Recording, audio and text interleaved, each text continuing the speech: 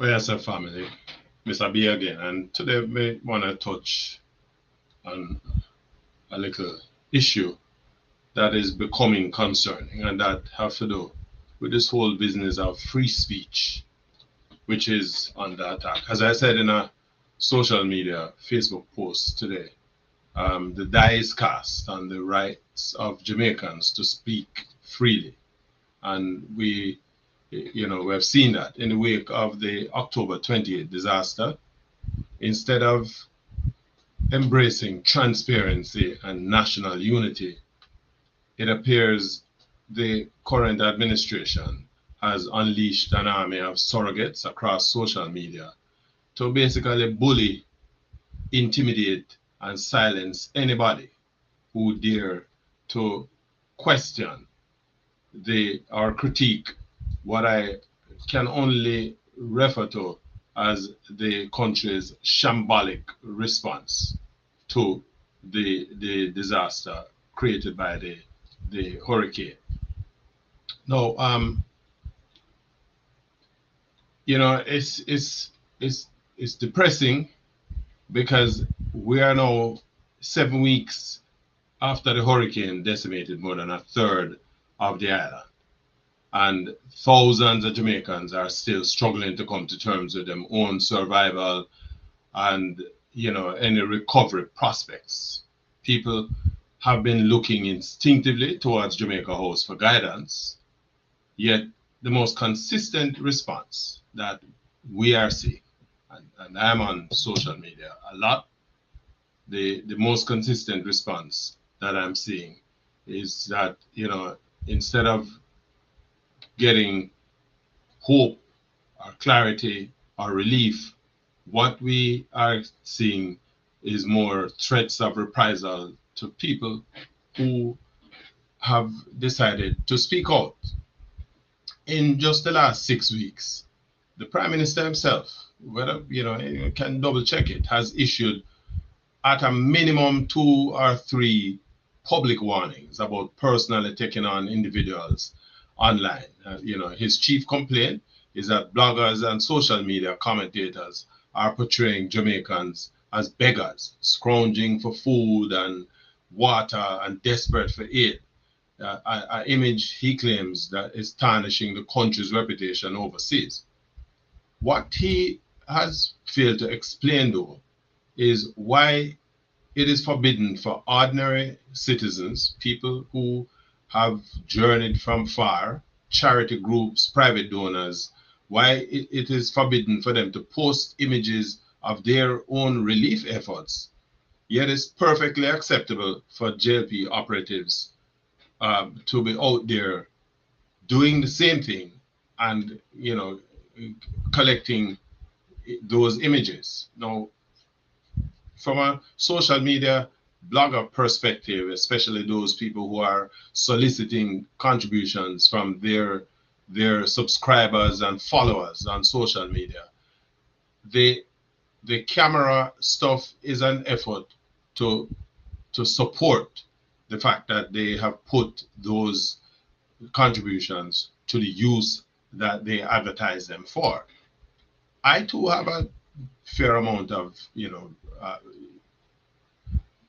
concern with providing images of somebody receiving relief, a relief package, etc. But again, to threaten people over stuff like that, I think it is an issue that a matter of choice on the part of the person who is involved with the process. The fact is, though, the the whole when you do the comparison, it smacks of hypocrisy, and that hypocrisy to me is not accidental because it is rooted in the decades old culture of handout politics that has defined Jamaica's governance over the last 63 and a half years. Relief becomes a political tool distributed abundantly in the case of this particular disaster, abundantly in the JLP1 constituencies, while citizens in non JLP areas are left to make do with insufficient supplies or depend on their own constituency representatives who don't have access to the state resources as the governing individuals have. And so it puts pressure on the system. Now, if this was not alarming enough, the government has essentially formalized, their own online response, if you will, a digitized militia to attack and punish critics. At the same time, we have seen where, and I know I've said this before, but I have to mention it, former Attorney General and Constitutional Affairs Minister, who is now a backbencher, Marlene Malahoo Ford, who is now urging the administration to reintroduce criminal libel, which is a draconian step backwards that threatens to undo constitutional protections for free expression, which was established less than 15 years ago. Instead of directing every ounce of national energy towards reconstruction, what we are seeing, is these attacks direct that energy towards reconstruction, recovery, and relief.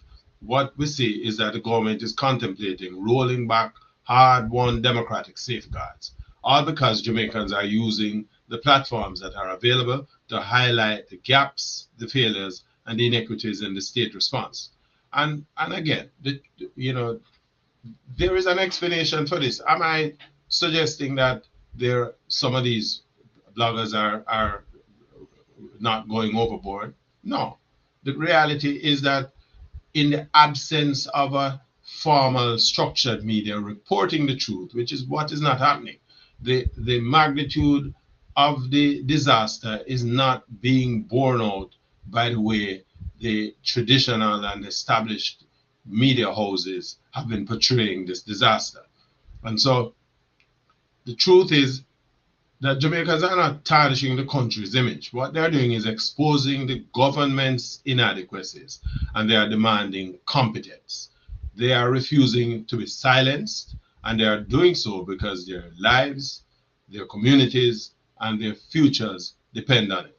Now, this moment, in my opinion, demands greater clarity, demands accountability, and above all, it demands courage.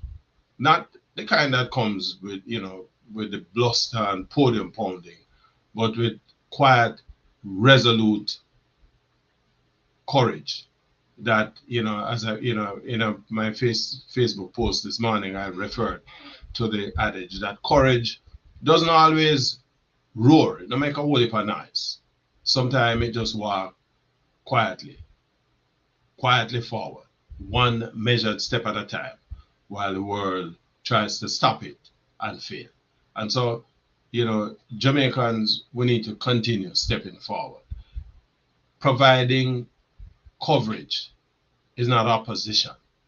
Providing coverage, provides the content that supports transparency. And that is what is lacking in this entire exercise. We're now 7 weeks in, and trust me, people out there are suffer, and they must suffer while we pay attention to the wrong things.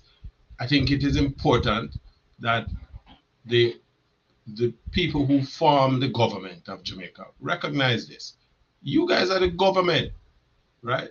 And your government, not only for the people who voted for the JLP, but for every single Jamaican, whether they want to accept it as such. The fact is, Andrew Michael Holness is the Prime Minister of Jamaica, not the Prime Minister of the JLP people who elected him, but all of Jamaica. We don't have another election due for another 4 years and almost 10 months. So we need to know as Jamaicans, is this what we should expect going forward? Because we have a crisis now.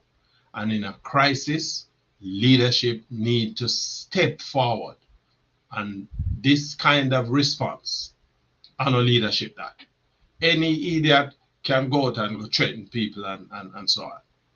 Right? That not require a genius to do that.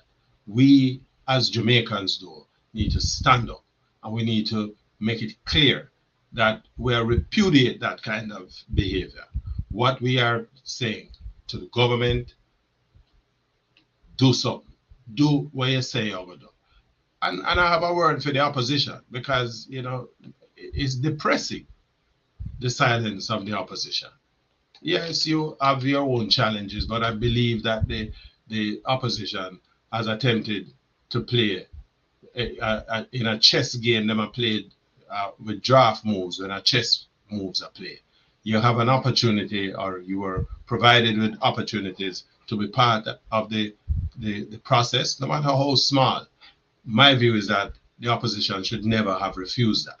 And so what it does is that it leaves the public wide open to this kind of situation. Because in all honesty, with the exception of a few, I make a Dayton Campbell, I not often that me big him up. But the position that he has taken, even stepping back from his role as general secretary to make sure he look after his constituents in eastern Westmoreland. Me personally, we give him the accolades for that, because right now on the politics we're dealing with survival and helping Jamaicans to get through these very, very dark hours that is facing the country. You know, I will have a whole heap more to say on these and other issues. But for the time being, if you like the content, hit the like button, subscribe to the channel. You know, this is not about politics right now. It's about Jamaica. I mean, I'll tell you this because I don't really care about whether a JLP or a PNP. Me, as a Jamaican, me a patriotic Jamaican. And so my call is to bring the country together, because the only way we'll come out of this and come out of this looking good is if we work together. Subscribe to the channel. Big up on yourself.